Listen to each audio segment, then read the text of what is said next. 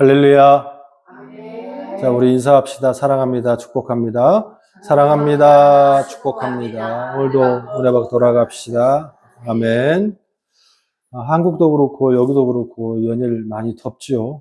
그래도 캘거리는 시원한 편이에요. 그렇죠? 바람이 저녁 되면 뭐 떨어지죠.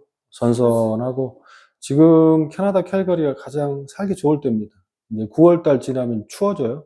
추워지고 10월 달 되면 눈 오는 날도 있고 좋은 시기를 살고 있는 겁니다. 사람들은 이 시기에 여기로 오면 캘거리가 너무 좋다고 그러는데 마치 가장 좋을 때 잠깐 와서 전부 다 아는 것 같은데 이제 이 시기가 지나가면 끝없는 겨울이 옵니다. 끝없는 겨울이. 어쨌든 간에 주신 것에 감사하며 사는 여러분 되시기를 소원합니다. 자, 오늘은 사무엘하 9장 우리 3절부터 8절인데 8절까지만 봤습니다만 9장 전체를 보면서 함께 말씀을 좀 나누기를 원해요. 말씀의 제목을 이렇게 주십니다. 은혜의 시선이 넘치는 교회. 은혜의 시선이 넘치는 교회란 제목을 가지고 우리가 바라보는 시선에 따라서 우리가 바라보는 이 눈빛에 따라서 우리의 삶이 어찌 바뀌는지 함께 좀 나누기를 원하고 각 지교회들마다 또 아름다운 교회가 더욱더 항상 은혜가 넘치기를 바라면서 이 말씀을 함께 나누기를 원합니다.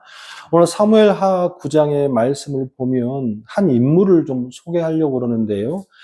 무비보셋이란 사람입니다. 발음이 조금 어렵죠. 무비보셋이란 사람인데 이 사람이 누구냐면 잘 모르실 수 있어요. 성경에 많이 등장하지 않고 사무엘하 9장, 10장 이게 잠깐 등장한 사람인데 사울 왕의 손자입니다. 그러니까 요나단의 아들이 되겠죠. 그러니까 왕손이에요. 근데 사울이 죽지 않았다면 이제 길보아 전투에서 사무엘상 30장에 보면 이제 다 죽잖아요.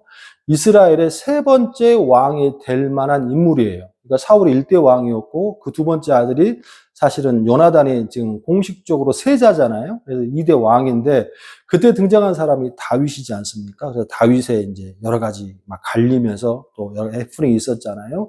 그리고 난 다음에 요나단의 아들이니까 원래 원칙대로 됐다 그러면 이제 요나단이 왕이 되고 세 번째 왕이 될 만한 사람이 무비보셋인데 무비보셋이 5살 되던 해에 인생이 완전히 뒤바뀌는 사건이 생깁니다. 그게 뭐냐면 바로 사무엘상 30장의 길보아 전투입니다. 뭐 아신 분은 아시겠지만 잠깐 설명을 들으면 이웃 나라인 블레셋이 침공합니다. 이 블레셋이 그대로 표현하면 팔레스타인입니다. 팔레스타인 지금도 싸우고 있죠. 이 블레셋 침공해서 전쟁이 이제 벌어졌는데 그게 그 유명한 길보아 전투입니다. 이 전투에서 사울 왕이 목이 잘리고 요나단과 두 삼촌이 모두 전사하게 됩니다. 그러니까 사실상 이 역사를 보면 사무엘상 16장에 하나님께서 사울 왕이 이제 하나님의 뜻에 순종하지 않고 지 멋대로 하잖아요. 그래서 하나님께서 새로운 왕을 세우시죠. 그게 어린 다윗에게 사무엘에서 기름을 부은 사건입니다. 그때 사실은 이미 다윗은 사실은 이미 하나님이 원하시는 왕으로 인쳐졌어요. 근데 중요한 것은 그 시간 가운데 긴 시간이 흘렀죠. 한 10수년의 시간이 흘렀습니다.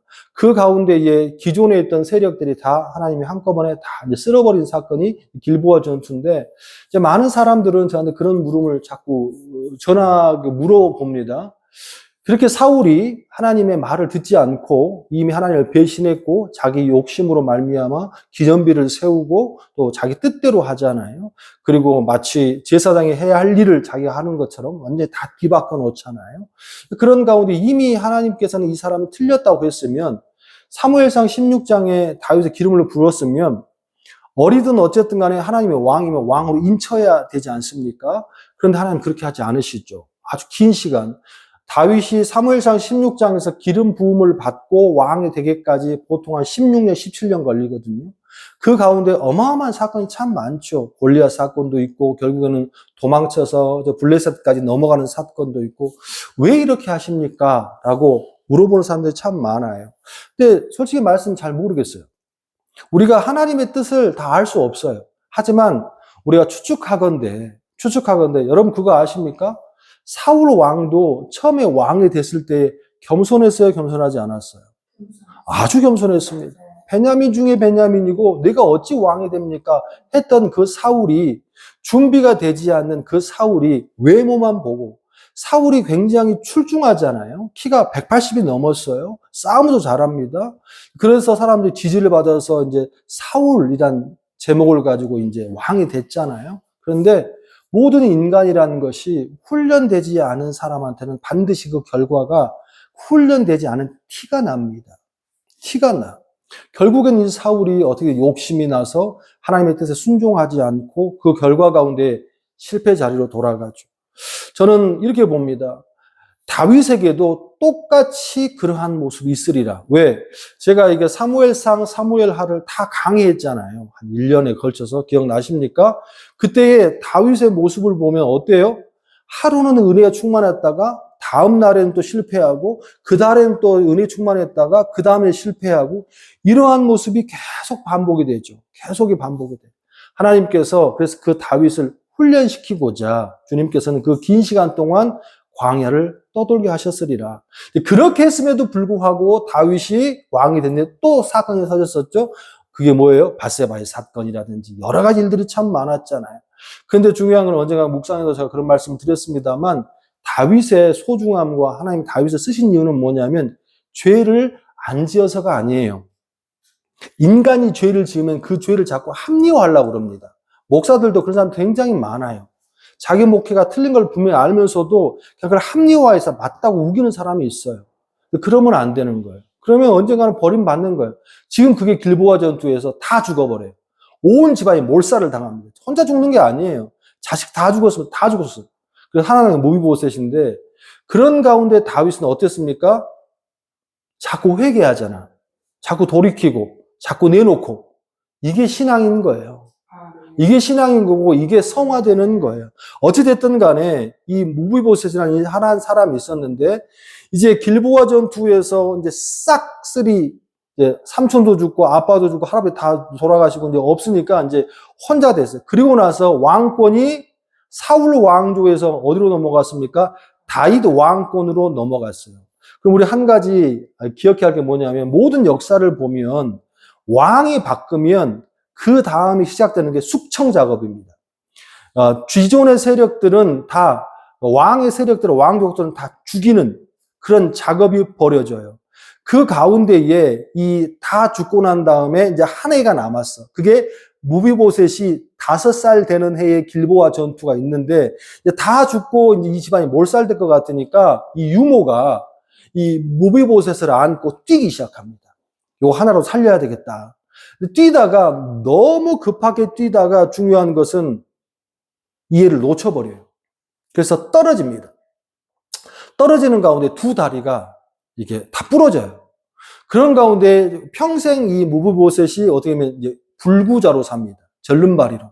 그래서 그 하나 딱 남은 거예요. 이게 지금 무비보셋인데 그렇게 이름도 바꾸고 또 성도 바꾸고 숨어서 왜? 잡히면 죽을까봐. 그래서 그 모습을 절실하게 오늘 보여주는데 정말 개같이 살아요. 개같이 왕족임에도. 그게 9장 8절인데 한번 같이 한번 볼까요? 시작. 저가 절하여 이르되 이 종이 무엇이간데 왕께서 죽은 개 같은 나를 돌아보시나이까.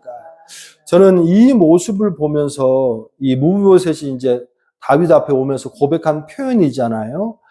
자기의 모습을 그대로 표현한 것 같아요.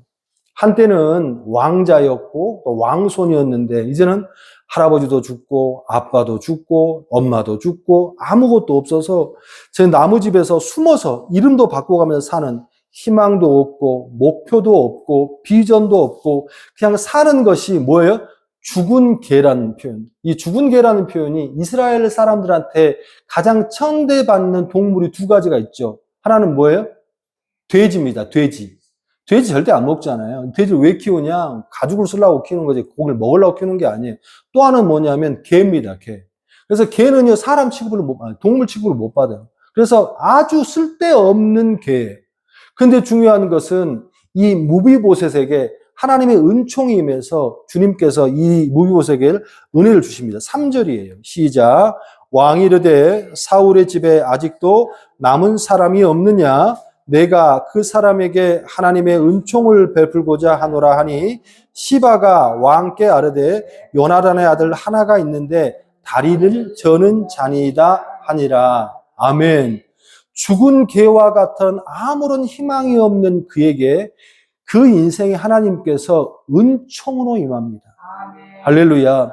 저는 이 대목에서 힘이 막 솟아요. 또한 여러분들 은혜를 받으시길 원해요. 오늘 하나님의 전적인 은총이 임했다고 표현한 이게 헤세드거든요.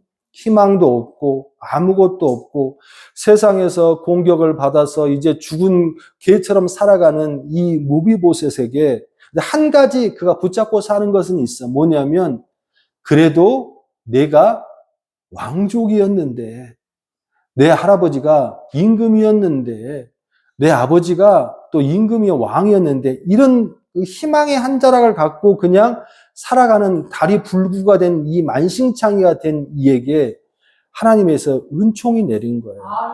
저는 그 모습을 보면서 신앙인들에게 참 그런 경우가 많잖아요. 저도 이제 목회가 한 20년 훌쩍 넘어가는 과정 속에서 이런 경우 참 많아요.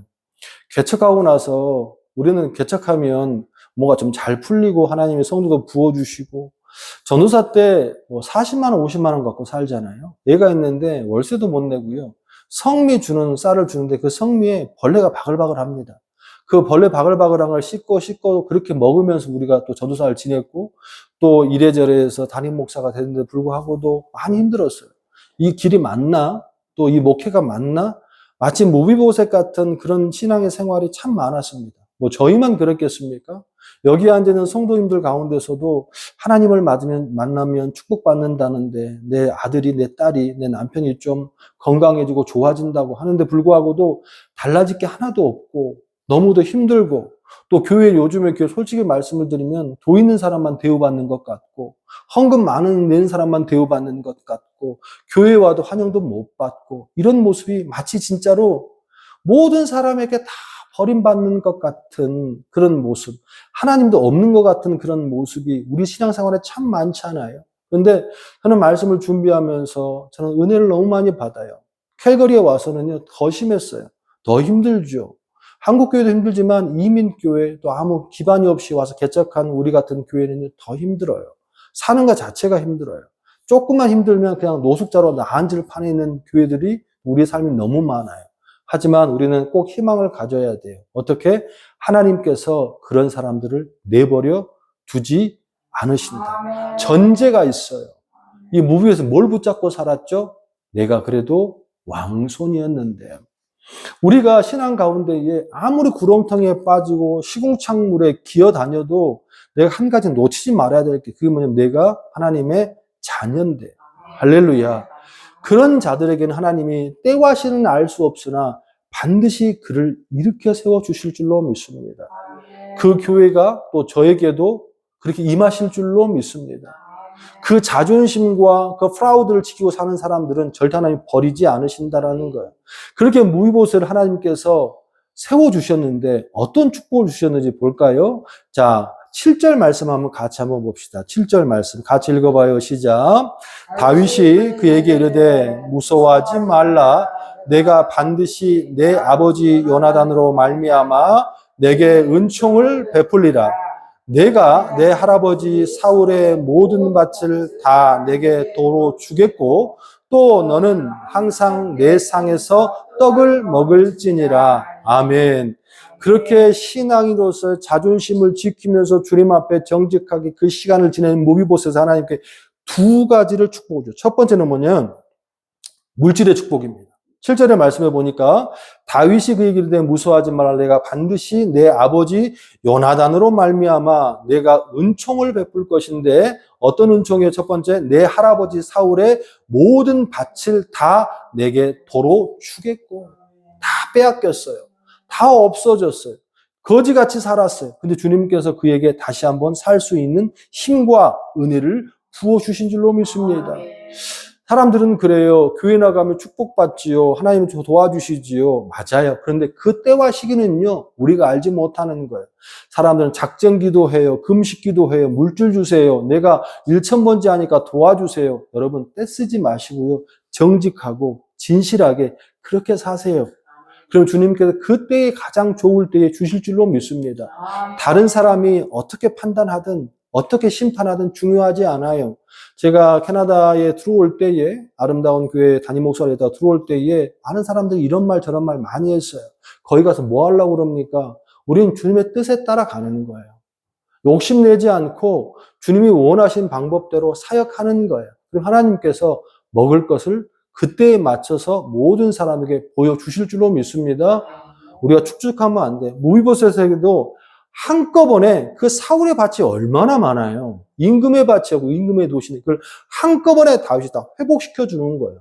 근데 더 중요한 건 뭐냐면 이것만 중요한 게 아니고 명예와 지위의 축복을 주세요. 7절 보니까 또 너는 항상 어떻게 내 상에서 떡을 먹을지니라 하니, 이 말은 뭐냐면 유대인들은요 아무나 같이 밥 먹지 않습니다. 절대로.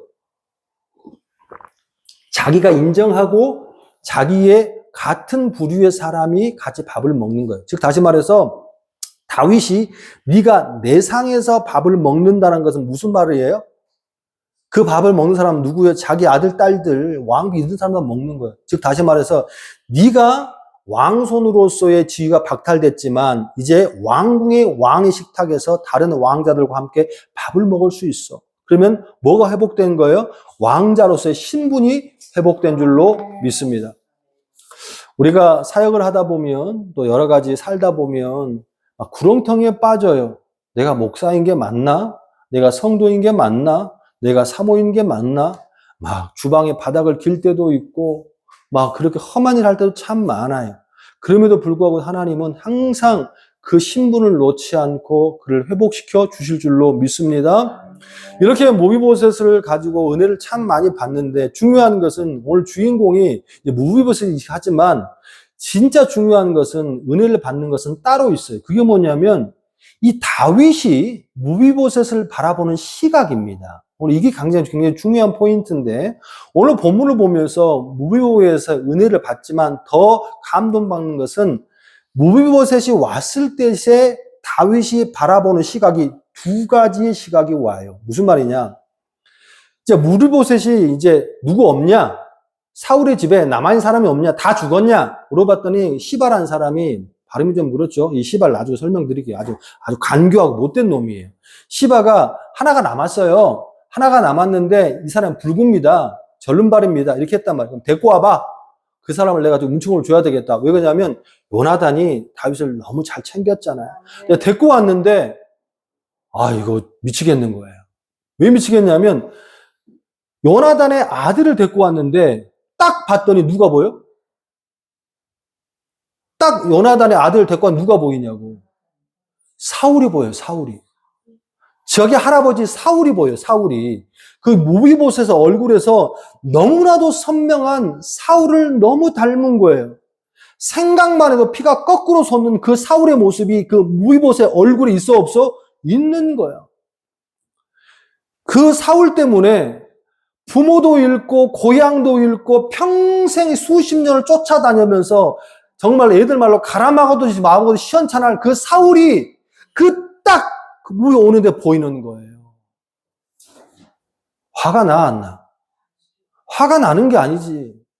자기의 젊은 시절에 너무나도 아무것도 잘못한 게 없는데 그 블레셋에 골리앗 하나 쳐 죽이고 그 이스라엘 구원한 죄밖에 없는데 그렇게 핍박을 받으면서 수없이 자기를 죽이려고 했던 그 사울의 모습이 그 손자 무벼에서 딱 보이는 거예요. 너무 화가 난 거지. 근데 제가 은혜 받는 게 뭔지 아십니까? 근데 그 한편으로 또 누가 보여? 자기 아버지인 요나단의 모습이 보여. 요나단의 모습이.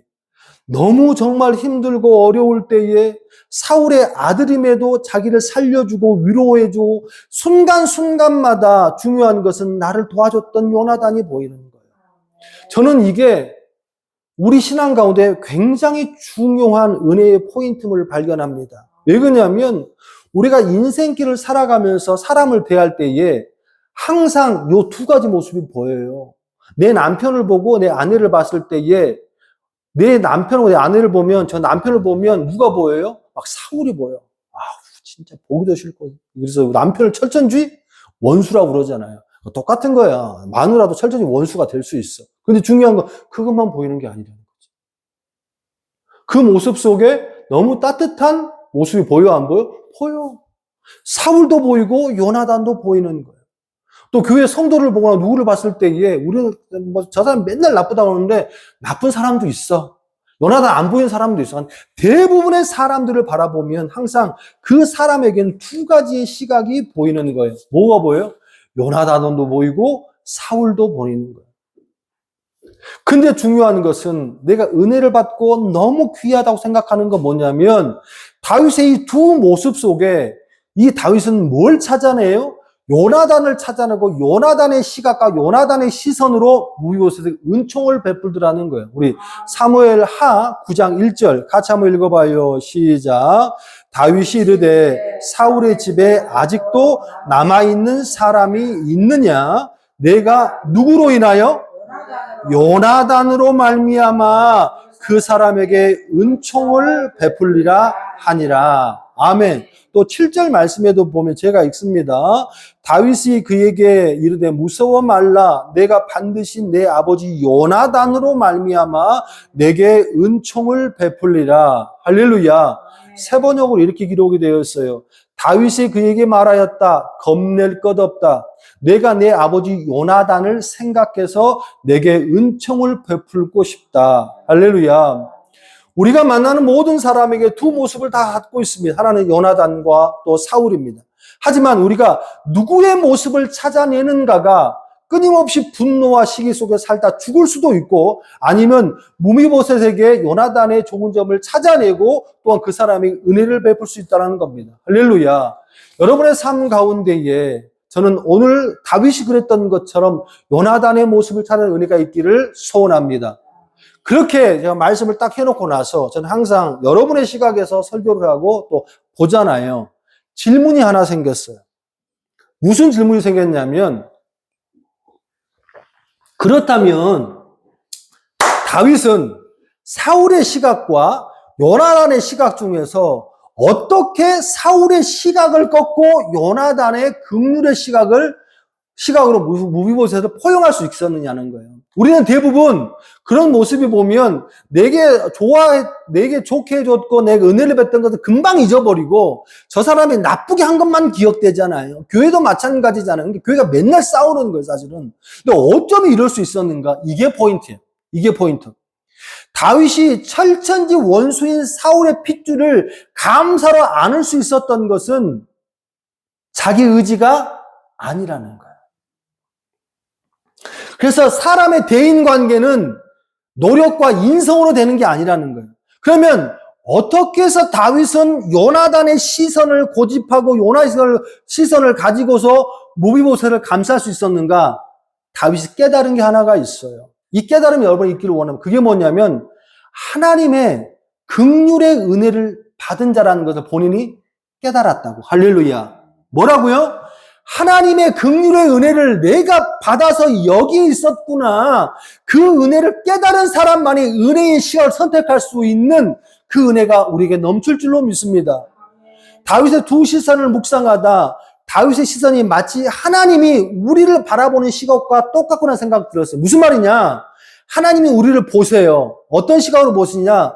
사울과 같은 행위적인 못된 측면을 우리의 주님은 날마다 보십니다. 이게 무슨 말이냐면 일주일의 삶을 돌아보면요. 우리가 이 모양 저 모양 죄를 너무 많이 지어요. 날마다 부인해요. 날마다 모른 체 합니다. 날마다 배신합니다. 날마다 지 돈밖에 몰라요.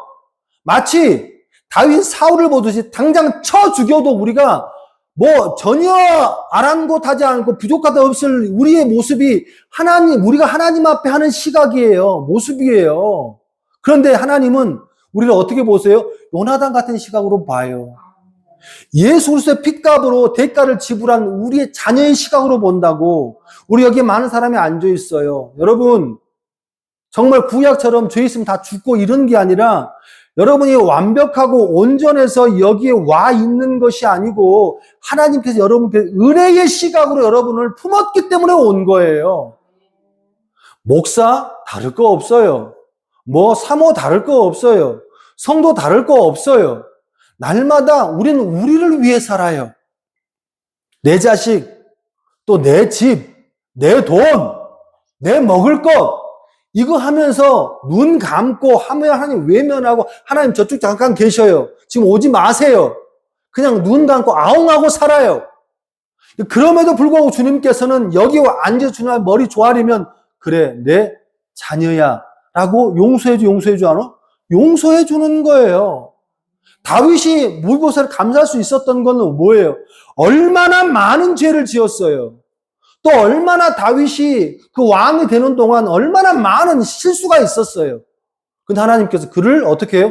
쭉 뽑아가지고 왕으로 세웠잖아요.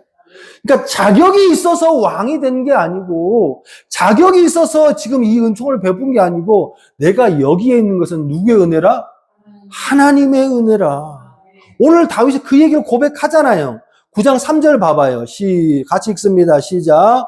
왕은 누구예요? 왕은 다윗이에요. 왕이 이르되 사울의 집에 아직도 남은 사람이 없느냐? 내가 그 사람에게 하나님의 은총을 베풀고자 하노라. 여러분 잘 봐봐요. 이 단어 한 단어가 원문도 똑같거든요.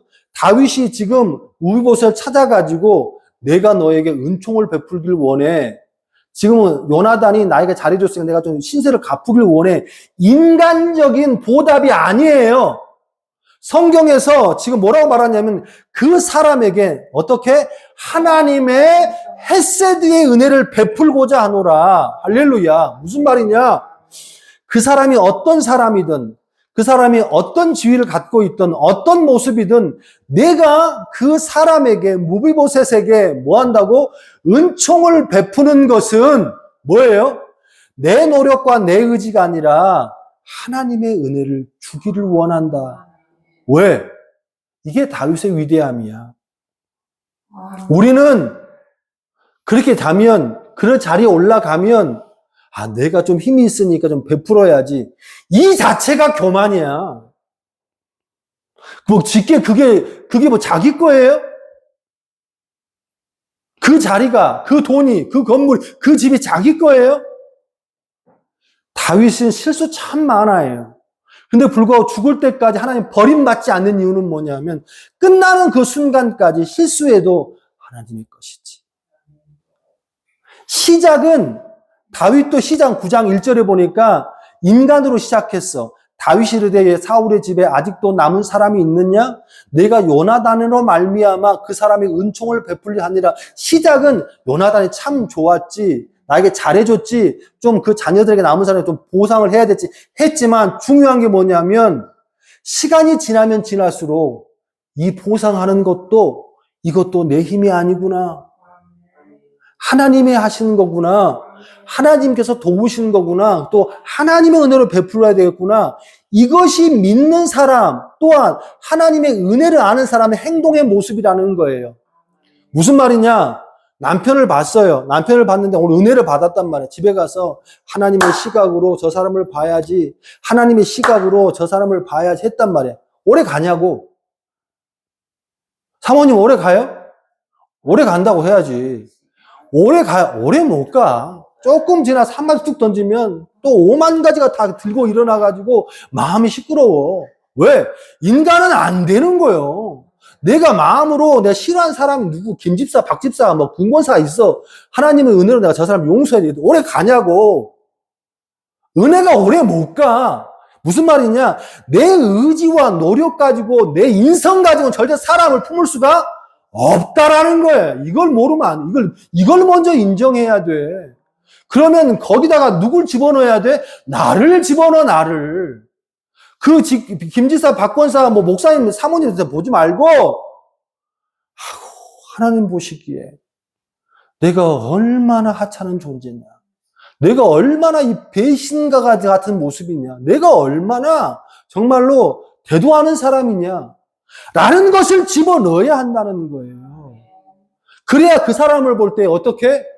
내가 누구를 판단하리야? 내가 누구를 더 정죄하리야?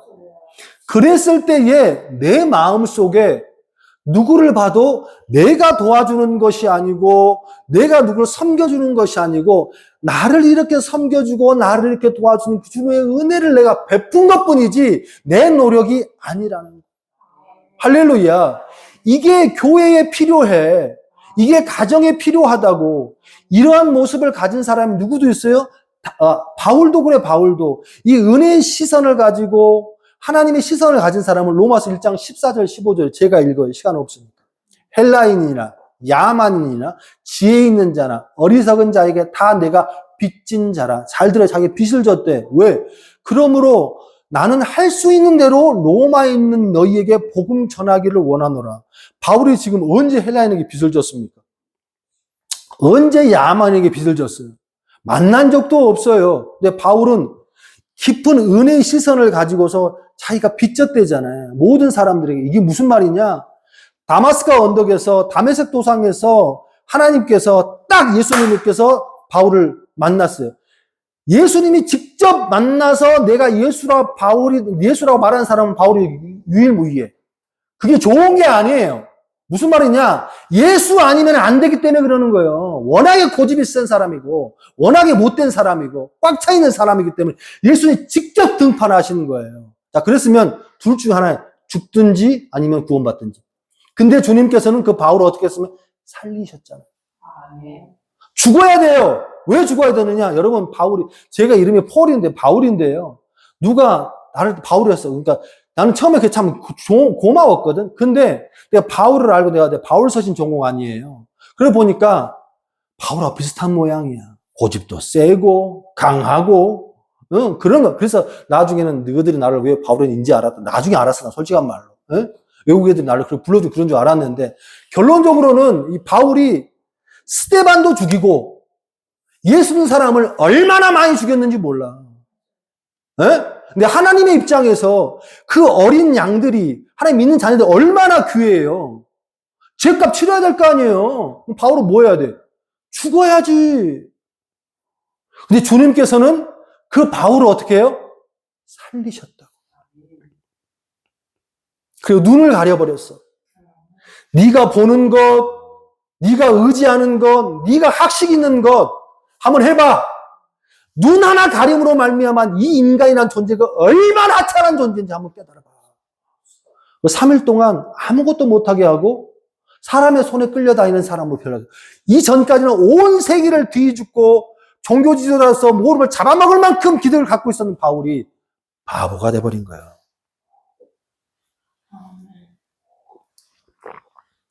그리고 난 다음에 바울이 하나님의 복음을 전하는데 이제는 어떤 마음을 갖고 있느냐? 헬라인이나 야만이나 지혜 있는 자나 어리석은 자에게 다 내가 빚진 자라. 빚 안 졌다니까? 그러므로 나는 할 수 있는 대로 로마인 너희에게 뭐 하기를 원한다는 거야? 복음 전하기를 원하노라. 할렐루야. 할렐루야. 그 모습을 보면서 바울도 똑같이 다윗처럼 어떻게 되는 거예요? 은혜의 시선이 있어. 은혜의 시선. 죽은 자 같은 죽을 수밖에 없는 나를 하나님께서 살려주신. 그래서 모든 사람들에게 빚진 자로 살아가. 그러니까 항상 어떻게 돼요? 은혜로 바라보고, 은혜로 생각하고, 은혜로 초점을 맞추고 사는 줄로 믿습니다. 저는 이 모습을 보면서 우리가 사람을 대할 때도 또한 우리가 교회를 바라볼 때도 이 모습이 반드시 있어야 되겠다. 왜? 이걸 은혜의 선순환의 법칙이라고 합니다. 여기까지 말씀을 마무리하다가 조금 더 보면 9장 10절에 보면 사건이 하나가 터져요. 무슨 사건이 터지냐면 모비보스에 회복된 이후에 세월이 좀 흘러. 근데 다윗의 위기가 찾아옵니다. 그 위기가 누구예요? 바로 압살롬의 쿠데타입니다. 다 알죠? 다윗의 아들이 쿠데타를 벌려. 그래서 백성들도 외면해. 충신도 다 배신해. 할 수 없어서 어떻게 하냐면 예루살렘을 떠납니다.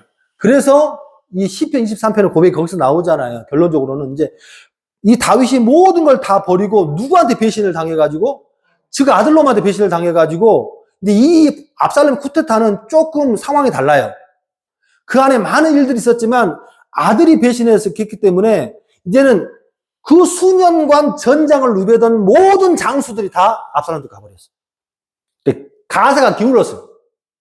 그런 가운데 예루살렘을 떠나서 피신하는 가운데에 모함을 합니다. 무슨 모함을 하면 아까 누구 나왔지? 시바. 발음 나오는 이 시바가 이 시바라는 종 자체가 사울의 종이었어요. 근데 이 사울의 종이 이제 무비보셋이 회복되면서 사울의 땅을 다윗이 다 누구한테 줬어요? 무비보셋이 줬다고 그랬잖아. 그래서 이 틈을 타가지고 시바가 계약을 꾸밉니다. 그래서 이 무비보셋이 뭐 한다고 그러냐면 그 쿠데타 과정 속에 사울의 왕조에 남은 아들이 무비보셋 하나 남았잖아요. 어떻게 하냐면 이 무비보셋이 사울의 왕조를 다시 일으키려고 합니다. 거짓말을 치는 거예요. 자, 9장 10절에 보니까 16장 사무엘하 16장 3절에 보니까 제가 읽겠습니다. 시간 없으니까. 왕이 이르되 내 주인의 아들이 어디 있느냐? 그러니까 지금 뭐라 물어보냐면 내 주인의 아들, 그러니까 무비보셋 어디 있느냐라고 물었어요. 지금 쿠데타 사건이에요. 시바가 왕께 아뢰되 예루살렘에 있는데 그가 말하기를 이스라엘 족속이 오늘 내 아버지의 나라를 내게 돌리라고 하느니라. 무슨 말이냐면 무비보셋이 이 쿠데타 틈을 타가지고 다시 사울의 왕조를 일으키려고 지금 준비하고 있습니다. 거짓말로 한 거예요. 거짓말을. 그랬더니 사무엘하 16장 4절에 보니까 왕이 시바에 이르되 무비보셋에게 있는 것이 다 내 것이니라 하니라. 시바가 이르되 내가 절하니이다. 내 주 왕이여 내가 왕 앞에서 은혜를 얻게 하옵소서 하니라.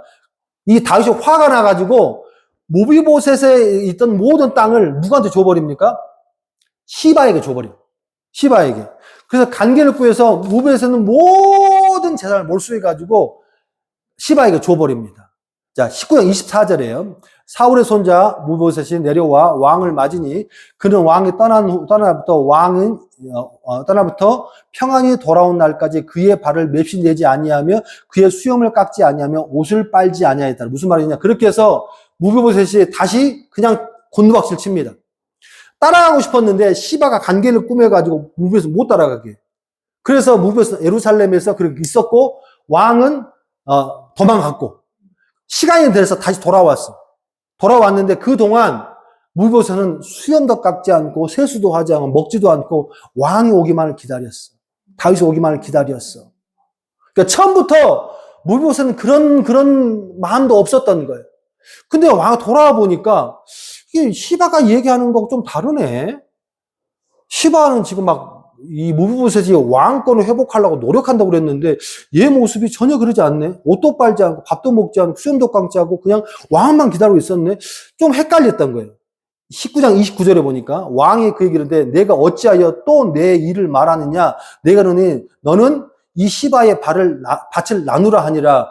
그러니까 아직까지 클리어하지 않지만 이 무비보셋 행동을 보니까 쿠데타를 이룬 것 같지는 않아.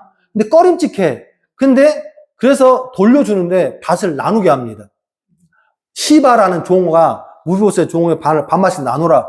근데 이 무비보셋 입장에 화가 나왔나? 당연히 화가 나지. 왜 나는 그런 적도 없었고 시바의 관계였는데. 근데 무비보셋이 기가 막힌 말을 해. 우리 19장 30절이면 찾아봅시다. 이거 마무리합시다. 19장 30절.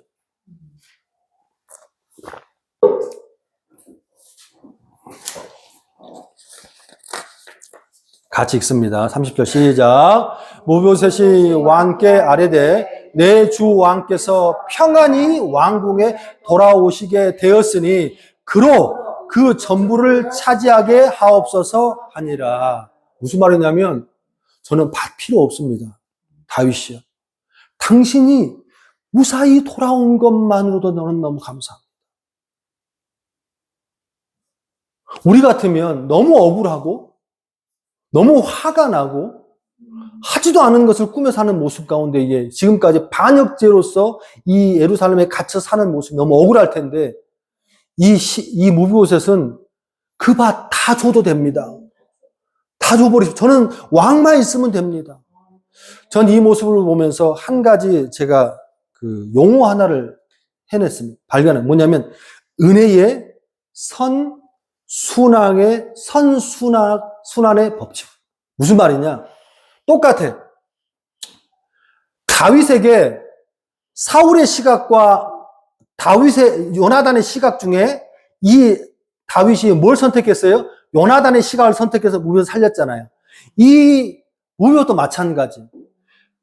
다윗이 돌아왔는데 다윗의 얼굴을 보면 두 가지가 겹치는 거예요. 하나는 뭐냐면 내가 하지도 않은 것을 했다고 하면서 나를 다시 곤두박질 쳐가지고 다시 구렁텅이에 빠뜨리고 홀대하는 모습. 그리고 또 하나의 모습은 뭐냐면 개 같은 나의 인생을 그 다윗이 건져가지고 나를 회복시켰던 두 모습이 딱 보이는 거예요. 근데 중요한 것은 이 무비보셋이 뭘 선택해? 어떤 선택해? 다윗의 좋은 면, 나쁜 면? 좋은 면. 이게 은혜의 선순환의 법칙이에요. 그 은혜를 노린 자는, 그 은혜를 맛본 자는, 그가 진정한 하나님의 사람이라면 은혜를 다시 반복하기를 원한다. 이게 교회에 필요합니다. 망해가는 교회는요, 제가 많은 교회를 다녀보면 항상 정죄가 난무합니다. 그 정죄가 틀릴까요? 나쁠까요? 틀릴까요? 맞을까요? 다 맞습니다. 장로는 장로대로, 권사는 권사대로, 목사는 목사대로 말을 들어보면요, 다 옳은 말만 하세요. 근데 교회는 어떻게 돼요? 깨지고 분열되고 망해가는 거예요. 근데 제가 어느 교회를 가면요, 문제가 많아요. 어려움도 많고. 그런데요, 일어나는 교회는요, 정죄가 아니라 뭐가 넘쳐요? 은혜가 넘칩니다. 하나님의 은혜가 넘쳐요. 알아요. 저 사람 틀린 거 알고 잘못된 거 알아요. 그래 불구하고도 말씀의 은혜로 말미암아 그런 거를 다 이해하고 덮고, 다윗이 요나단을 선택한 것처럼, 무비보셋이 다윗의 좋은 면을 선택한 것처럼 그 은혜로 말미암아 선택하고 하나님 앞에 영광 돌리고 가더라. 할렐루야. 이번 한 주간 여러분들에게 하나님의 은혜가 충만히 넘치기를 소원합니다. 또한 그로 말미암아 어떻게 살아나가다 보면 우리가 다 내 입에 맞고 또 내 은혜에 맞는 사람으로만 살겠습니까? 우리는 첫 번째 먼저 다른 사람을 배려하고 내 모습이 거짓되지 않는가를 돌아보는 삶을 살기를 소원합니다. 또 하나, 그리고 혹 그 사람이, 그 교회가 어려울지라도 우리는 하나님이 나를 그렇게 자녀 삼으시고 내가 하나님 앞에 나쁜 자인데 불구하고도 나를 살리신 걸 기억하면서 우리가 요나단의 시각을, 은혜의 시각을 선택하는 여러분 되시기를 소원합니다. 또한 교회가 그런 모습으로 날마다, 예배 때마다, 찬양 때마다 은혜가 충만히 부흥되는 그런 교회 되시기를 주님의 이름으로 축원합니다. 기도합시다.